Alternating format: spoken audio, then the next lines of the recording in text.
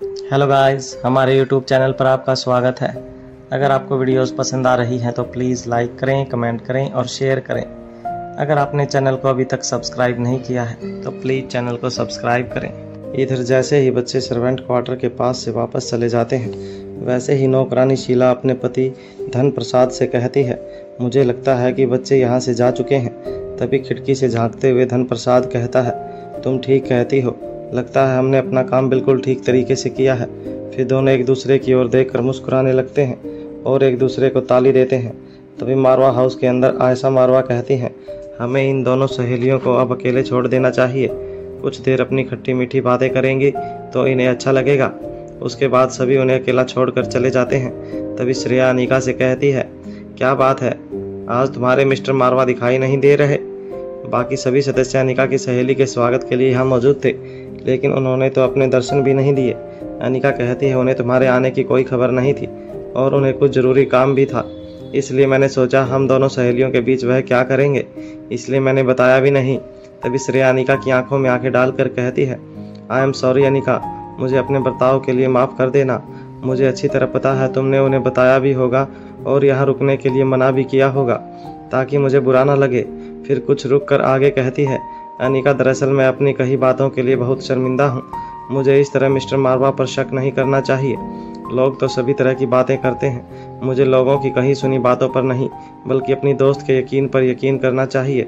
फिर कुछ पलों के बाद आगे कहती है, मेरे साथ जो भी हुआ है वह मेरी किस्मत है। हम सामने दिखने वाली चीज़ों से तो लड़ सकते हैं, लेकिन जिसका अनुमान भी नहीं लगाया जा सकता उस किस्मत से लड़ना हमारे बस की बात नहीं। मैंने इस सच को मान लिया है कि आकाश और मेरा साथ बस इतना ही था। फिर मुस्कुराकर आगे कहती है, और हमारा साथ जितना भी था उसकी मीठी यादें पूरी जिंदगी खुश रहने के लिए काफ़ी हैं। ये कहते हुए श्रेया की आंखें भर आती हैं। वह आगे बोलती है, आकाश ने मेरे लिए वह सब कुछ किया जिससे मुझे खुशी मिलती।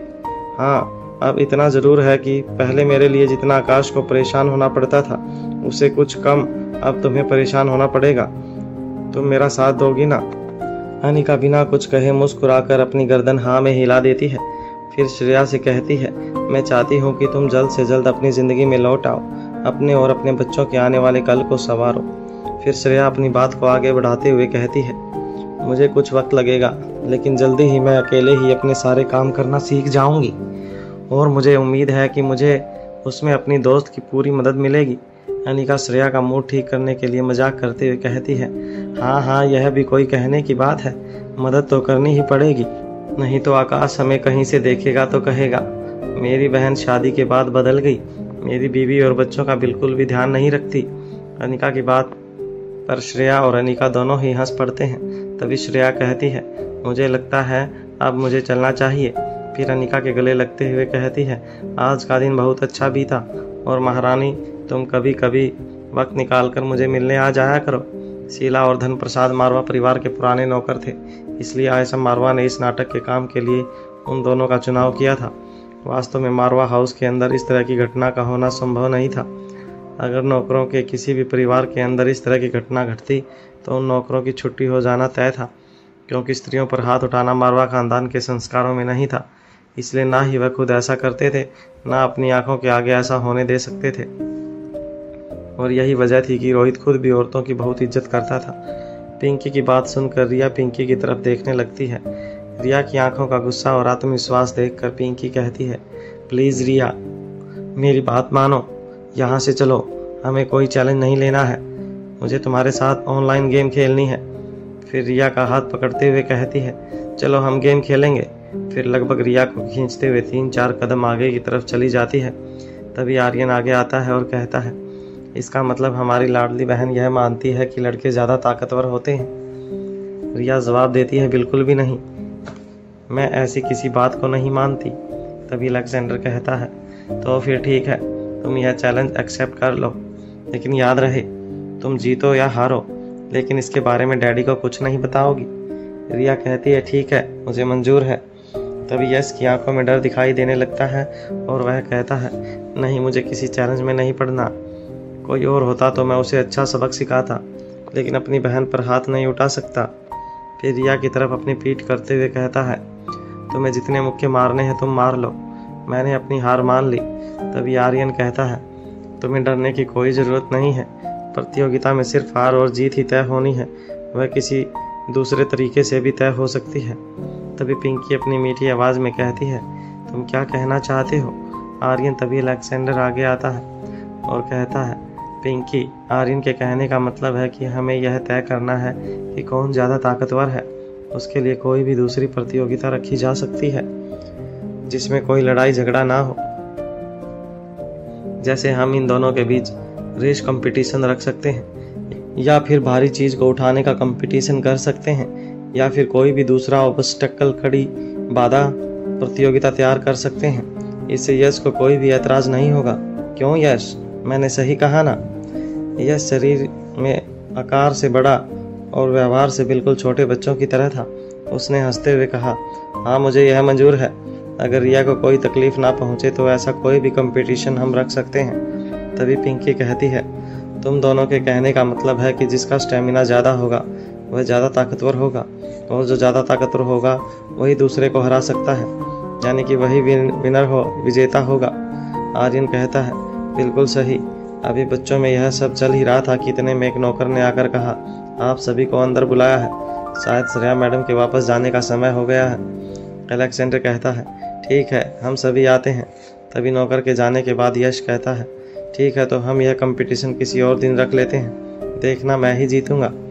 फिर आर्यन और अलेक्जेंडर की ओर देखते हुए कहता है, कंपटीशन किस दिन रखना है यह तुम दोनों डिसाइड करके मुझे बता देना, लेकिन रिया अपनी शर्त मत भूलना। कंपटीशन का रिजल्ट जो भी हो तुम अपने डैडी से कुछ भी नहीं कहोगी। रिया कहती है, ठीक है। तभी अलेक्जेंडर कहता है, कंपटीशन का दिन और कंपटीशन में कौन कौन से गेम्स होंगे हम तुम्हें वह भी बता देंगे। फिर रिया की तरफ देखते हुए कहता है, रिया भूल मत जाना, अपने शब्दों पर टिकी रहना। चलो अब चलते हैं। अलेक्जेंडर की बात सुनकर रिया उसे तेज लुक देती है। जैसे ही सबको पता चलता है कि श्रेया वापस जा रही है, तभी श्रेया को सी ऑफ करने के लिए वापस इकट्ठे हो जाते हैं।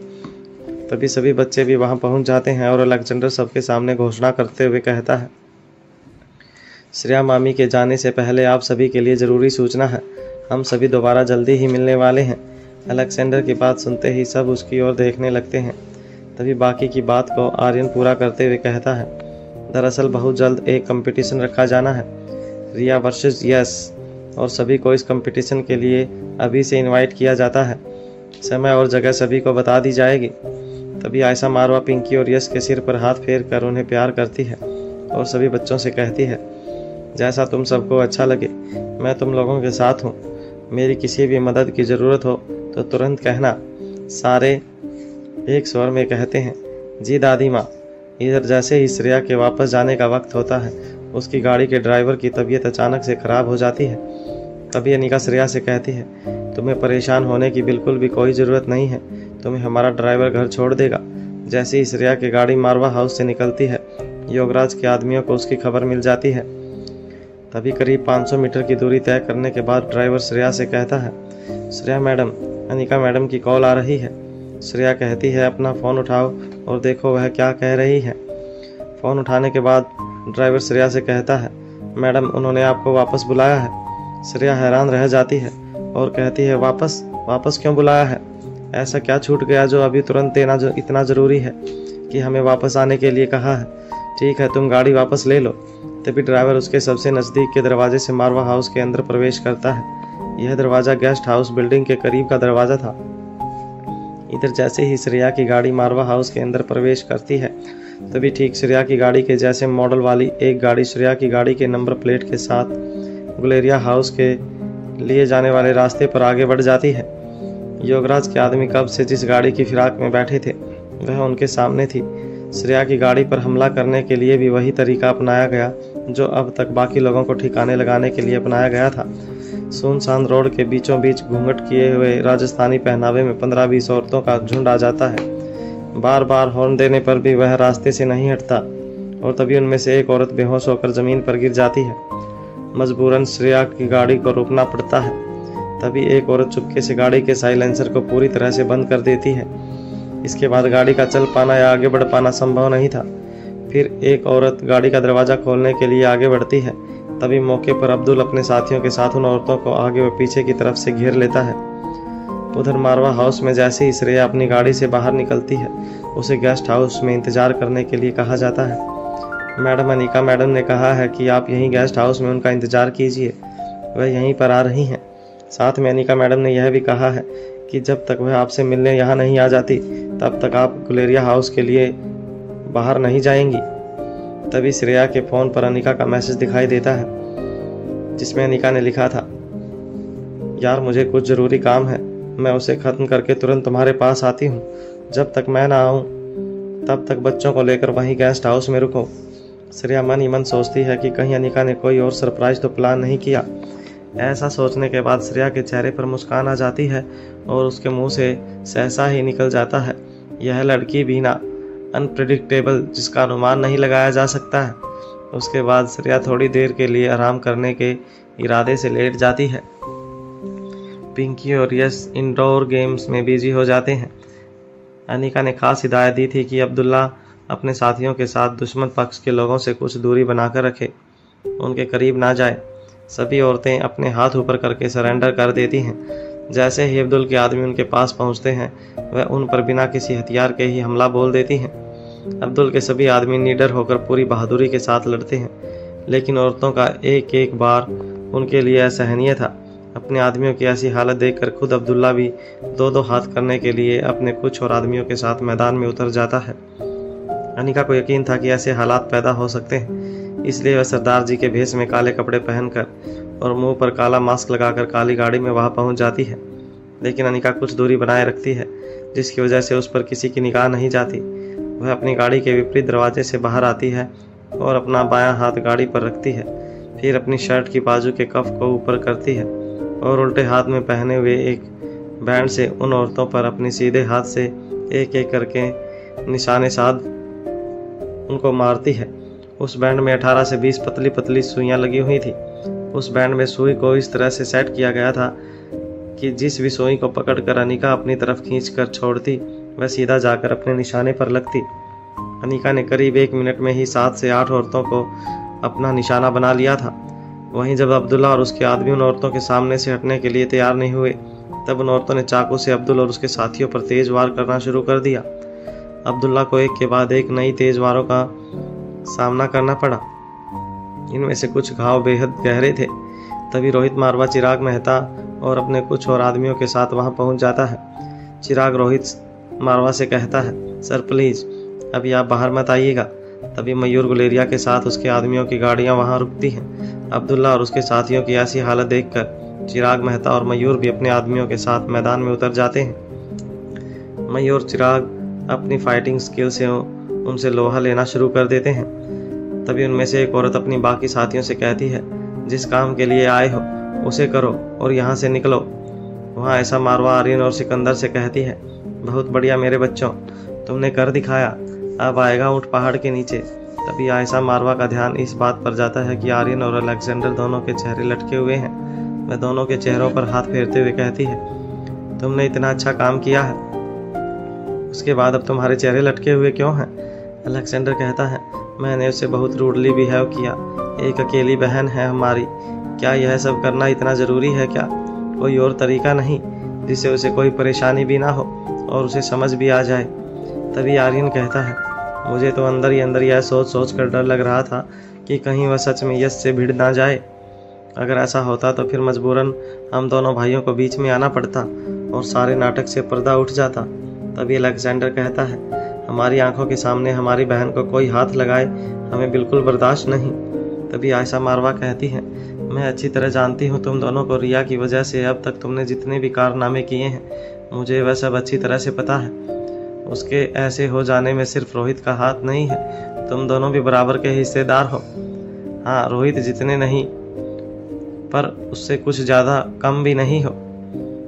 अब यह सब छोड़ो, जो हो गया सो हो गया। अब इस बात पर ध्यान दो कि आगे क्या करना है। वहाँ श्रेया को मारने का आदेश सुनते ही उनमें से एक औरत श्रेया की गाड़ी का दरवाज़ा खोलने के लिए आगे बढ़ती है। वह जैसे ही गाड़ी का दरवाज़ा पकड़ती है, वह बेहोश होकर वहीं गिर जाती है। उसके गिरते ही बाकी सारी औरतें सावधान हो जाती हैं और तभी उनमें से कुछ अपने शरीर में खून के जमने का एहसास करती हैं।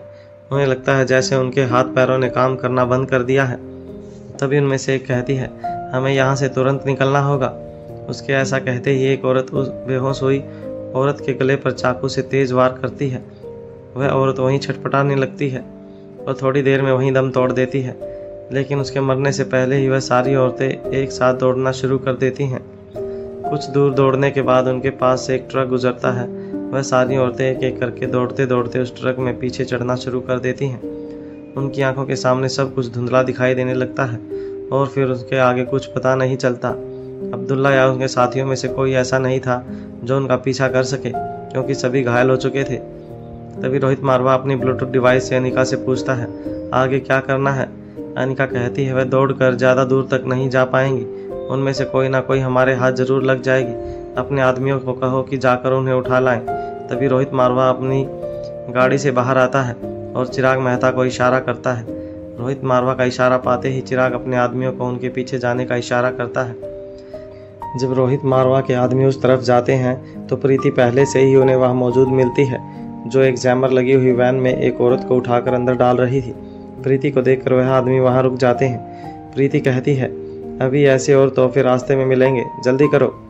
अनिका ने किसी एक औरत के मिलने की बात कही थी, लेकिन कुल मिलाकर 5 औरतें उनके हाथ लग जाती हैं। उन 5 औरतों को एंटीडोज देने के बाद प्रीति अपने साथ मौजूद फीमेल सिक्योरिटी गार्ड को इशारा करती है।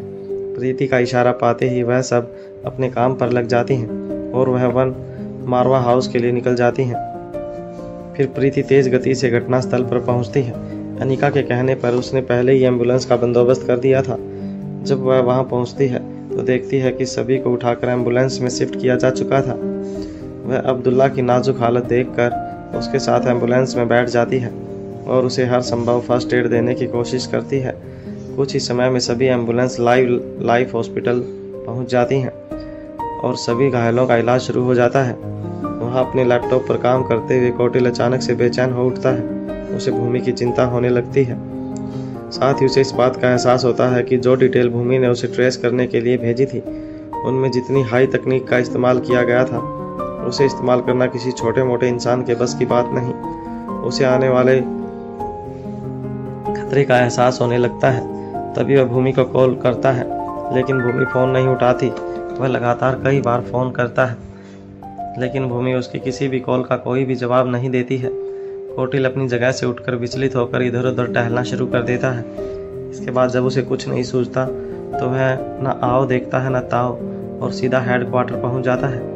रोहित मारवा इस वक्त अस्पताल में ही मौजूद था। रोहित मारवा आसानी से अपना टेम्परेचर खो देने वाले लोगों में से नहीं था, लेकिन अपने आदमियों की ऐसी हालत देखकर उसकी आंखों में खून सवार हो गया था। उन औरतों का हर वार सामने वाले की जान लेने के लिए किया गया था। अगर यह रोहित की ट्रेन टीम ना होती तो उन औरतों ने बाकी सबकी जान ले ली होती। चिराग भी इस वक्त बहुत गुस्से में था। अगर उसका बस चलता तो वह उन सारी औरतों को अपने हाथों से मार गिराता। चिराग कहता है, औरतें प्रेम और ममता का सागर होती हैं, पर वह केवल निर्दयी खूनी है। अगर वह मेरे सामने आ गई तो मैं औरत होने का लिहाज नहीं करूँगा। मैं उन्हें अपने हाथों से ऐसी मौत दूंगा कि उनकी रूह तक कांप उठे। वह सारी की सारी ट्रेनर किलर्स हैं। उन्होंने अपनी खुद की साथी को मारने से पहले एक पल नहीं सोचा। उनके अंदर दिल नाम की कोई चीज़ नहीं। वह सब पत्थर हैं और ऐसे पत्थरों को तोड़ देने में कोई हर्ज नहीं। वहाँ मयूर गुलेरिया या सरिया को लेने के लिए मारवा हाउस पहुँच जाता है। सरिया मयूर से कहती है, मुझे अनिका ने रुकने के लिए कहा है। जब तक वह नहीं आएगी मुझे यहाँ उनका इंतज़ार करना होगा। मयूर कहता है, दरअसल अनिका ट्रैफिक में फंस गई है, उसे आने में कुछ ज़्यादा समय लगेगा, इसलिए मुझे अनिका ने ही तुम्हें साथ ले जाने के लिए बुलाया है। श्रेया को यह सब बातें काफ़ी अटपटी लगती हैं, लेकिन वह अपने दिमाग पर ज़्यादा जोर नहीं डालती और बच्चों को लेकर मयूर के साथ गुलेरिया हाउस के लिए निकल जाती है। अनिका ने मयूर को श्रेया को आज की घटना के बारे में तुरंत कुछ भी बताने से मना किया था। वह नहीं चाहती थी कि श्रेया के मन में किसी भी तरह का डर पैदा हो। बहुत समय के बाद आज श्रेया खुश हुई थी। अनिका का कहना था कि कुछ दिनों बाद सही वक्त देखकर उसे आज के बारे में बताया जाए। यहाँ अस्पताल में अब्दुल्ला की हालत इस वक्त बिगड़ती जा रही थी। एक डॉक्टर आकर रोहित मारवा से कहता है, मिस्टर रोहित मारवा, बहुत ज़्यादा खून बह जाने की वजह से पेशेंट अब्दुल्ला की हालत बहुत ख़राब है। रोहित कहता है, तो उसे और खून चढ़ाओ, जितना भी महंगा इलाज हो करो, जिस तरह का ट्रीटमेंट उसे चाहिए उसे दो, लेकिन उसे हर हाल में बचाओ। और सिर्फ अब्दुल्ला को ही नहीं, मेरे किसी भी आदमी को कुछ नहीं होना चाहिए। सुना तुमने मैंने क्या कहा? किसी को कुछ नहीं होना चाहिए। रोहित की आंखों के गुस्से की वजह से डॉक्टर डरते हुए कहता है, अब्दुल्ला का ब्लड ग्रुप O नेगेटिव है। O नेगेटिव ब्लड ग्रुप के किसी भी व्यक्ति को सिर्फ O नेगेटिव ब्लड ही चढ़ाया जा सकता है। वह किसी दूसरे ब्लड ग्रुप को एक्सेप्ट नहीं करेगा और हमारे पास इस ब्लड ग्रुप का पर्याप्त स्टॉक नहीं है। जो ब्लड बैंक हमारे सबसे नज़दीक है वहाँ पर भी O नेगेटिव ब्लड की सिर्फ कुछ ही यूनिट मौजूद है। अगर किसी और ब्लड बैंक से जल्द ब्लड नहीं आया तो कुछ भी हो सकता है, पर वह ब्लड बैंक दूर है। रोहित मारवा कहता है, डॉक्टर तुम्हें समय पर ब्लड मिल जाएगा, कुछ भी करके उसे बचाओ। रोहित की बात सुनकर डॉक्टर वहाँ से चला जाता है। तभी अनिका पीछे से आकर रोहित के कंधे पर हाथ रखती है और कहती है, सब ठीक हो जाएगा, किसी को कुछ नहीं होगा। फिर चिराग की तरफ देखते हुए कहती है, तुम जितना समझ रहे हो यह उतना आसान नहीं है। तुमने अपनी आंखों से देखा, उन्होंने कुछ ही पल में ट्रेनर कमांडोज को मौत के मुंह में पहुंचा दिया है, जिन्हें बचाने के लिए हमारे डॉक्टर्स की पूरी टीम अपनी एड़ी से चोटी की जान लगा रही है। उन सब से बदला कैसे लेना है यह हम बाद में तय करेंगे।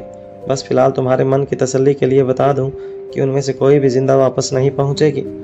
अगर यह सुनकर तुम्हारे मन को सुकून मिलता हो तो फिलहाल अब्दुल्ला के लिए ब्लड का इंतजाम करो। याद रहे, ब्लड बैंक रास्ते में कहीं ना कहीं रुकनी नहीं चाहिए, तभी ब्लड यहाँ सही समय पर पहुंच पाएगा। आगे बहुत काम बाकी है। अनिका की बात सुनकर रोहित मारवा अनिका के चेहरे की तरफ देखता है। अनिका अपनी आंखों की पलकें झपका कर हाँ में इशारा कर देती है, जिसका मतलब था अनिका ने दुश्मनों की भेजी उन सभी औरतों को मौत के मुंह में धकेल दिया था। अनिका ने जिन सुई का इस्तेमाल किया था वह बेहोश करने के लिए नहीं थी, बल्कि उनमें खास किस्म का जहर था जो सिर्फ 20 से 25 मिनट के अंदर ही जान लेने की क्षमता रखता था। इसलिए प्रीति ने सबसे पहले औरतों को एंटीडोज लगाया था जो उनके हाथ आ गई थी। अनिका प्यार से रोहित की तरफ देखते हुए कहती है, अब अपना मूड ठीक करो, अभी आगे बहुत काम बाकी है। इधर योगराज को अपने आदमी गजेंद्र पाल से सूचना मिलती है, भैया जी मिशन फेल हो गया है। श्रेया को मारना तो दूर, हमारे सिपाही उसे छू तक भी नहीं सके। योगराज कहता है, थू है इन सब पर, इतनी तगड़ी ट्रेनिंग के बाद सभी की सभी मिलकर भी एक औरत का कुछ नहीं बिगाड़ पाई। अब इन्हें माँ साहेब के प्रकोप से कोई नहीं बचा सकता। तभी गजेंद्र पाल कहता है, भैया जी प्रकोप झेलने के लिए जिंदा भी होना चाहिए। योगराज कहता है, तुम कहना क्या चाहते हो, जरा साफ साफ कहो। गजेंद्र पाल कहता है, भैया जी इनमें से कोई भी जिंदा नहीं है। मुझे लगता है मिशन फेल हो जाने की वजह से माँ साहब के खौफ से सभी ने आत्महत्या कर ली है। योगराज कहता है, यह तो अच्छा ही हुआ कि खुद ही मर गई, वैसे भी यहाँ छुप जाने की सजा मौत ही है। तुम्हारा काम कम हो गया, अब सिर्फ सबको ठिकाने लगाना बचा है, सबको ठिकाने लगा दो। तभी योगराज का आदमी गजेंद्र पाल कहता है, भैया जी एक समस्या भी है। योगराज कहता है, अब इसमें समस्या क्या है, बोलो अब क्या हुआ, क्या यह काम पहली बार कर रहे हो? गजेंद्र पाल कहता है, भैया जी इनमें से हमारी 6 सिपाही कम हैं। गजेंद्र की बात सुनकर योगराज का दिमाग घूमने लगता है। एक पल के लिए वह सुन रह जाता है, फिर खुद को संभालते हुए कहता है, तुम होश में तो हो, तुम्हें पता है कि तुम क्या कह रहे हो, ऐसा कैसे हो सकता है? तुमने हर वक्त उन पर निगाह रखी थी, बोलो रखी थी या नहीं? गजेंद्र पाल कहता है, जी भैया जी, हम हर वक्त उन पर निगाह बनाए हुए थे।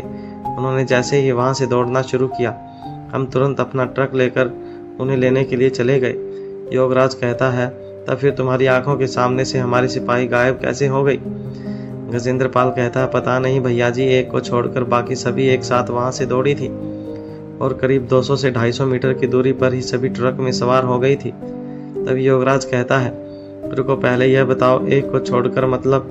गजेंद्र कहता है, भैया जी एक सिपाही वहीं बेहोश होकर गिर गई थी, पर चिंता वाली कोई बात नहीं, बाकी सिपाहियों ने दौड़ने से पहले उसके गले पर तेज वार किया था, उसका बच पाना नामुमकिन है, उसने थोड़ी ही देर में दम तोड़ दिया होगा। योगराज कहता है, ठीक है, लेकिन बाकी की 5 तुम्हारे चलाए हुए ट्रक से कहां जा सकती हैं? कहीं ऐसा तो नहीं कि तुमने ठीक से देखा ही ना हो और वह 5 डर कर कहीं भाग गई हो या फिर उनके हाथ लग गई हो? गजेंद्र पाल डरते हुए कहता है, नहीं भैया जी, मैंने अपनी तरफ से काम में कोई कोताही नहीं बरती, लेकिन मालूम नहीं कि वह सब कहाँ गई। योगराज अपने सिर पर हाथ रखता है और उसे मसलने लगता है। दूसरी तरफ गजेंद्र पाल फोन पर योगराज के अगले आदेश का इंतजार करता है। फिर योगराज कहता है, ध्यान से सुनो, अगर इस बार माँ साहेब को कुछ पता चल गया कि उनका आदेश पूरा नहीं हुआ और साथ में 5 सिपाही लापता हैं, तो उनसे पहले हमारा मरना तय है। इस बात को यहीं दबा दो और आगे खबर पहुंचा दो कि सभी सिपाही शहीद हुए, और हाँ, बाकी के सिपाहियों को ढूंढने के लिए अपने आदमी दौड़ा दो। तभी गजेंद्र पाल कहता है, भैया जी, मैंने अपने आदमियों को पहले ही इस काम पर लगा दिया है। तभी गजेंद्र पाल डरते डरते आगे कहता है, भैया जी, मौत की तलवार तो हमारे सर पर लटकी है, आप तो उनके अपने हैं, भला आपको कौन कुछ कर सकता है। तभी योगराज कहता है, अपना पराया होने से पहले याद रखना, वह माँ साहिब है। अपने उद्देश्य की पूर्ति के लिए वह किसी की भी बलि चढ़ा सकती हैं। ना जाने अब तक कितने कहाँ दफन हुए, किसी को कानो कान खबर तक नहीं। फिर योगराज आगे कहता है, अपना काम पूरा करो और जल्दी से वापस लौटो, और फिर मुझे विस्तार से बताओ कि वहाँ क्या क्या हुआ। वहाँ नंदिनी गुलेरिया हाउस में इधर उधर बेचैन टहल रही थी। जैसे ही वह दोनों बच्चों को अपनी आंखों के सामने देखती है, दौड़कर उन्हें गले लगा लेती है। पहले यश को ऊपर से नीचे लेकर नीचे तक अपने हाथों से छूते हुए आगे पीछे घुमाकर चेक करती है। उसके बाद इसी तरह पिंकी को भी आगे पीछे दाएं बाएं सभी तरफ घुमाकर अपने हाथों से छूकर देखती है। फिर पूछती है, तुम दोनों ठीक हो ना? इतने में श्रेया मुस्कुराते हुए जवाब देती है, नंदिनी दीदी, हम मारवा हाउस से लौट रहे हैं, कुश्ती करके नहीं। फिर हंसते हुए आगे कहती है, आपको यकीन नहीं होगा कि यश ने आपको पूरा दिन बिल्कुल भी तंग नहीं किया और बिल्कुल भी याद नहीं किया, लेकिन आपको देखकर ऐसा लग रहा है कि आप पूरा दिन सिर्फ यही कर रही थी। श्रेया की बात सुनकर नंदिनी श्रेया के सिर पर हाथ रखती है और अपने हाथ को खींचते हुए श्रेया के हाथ तक ले जाती है, और फिर श्रेया का हाथ अपने हाथ में लेते हुए कहती है, तुम ठीक हो ना?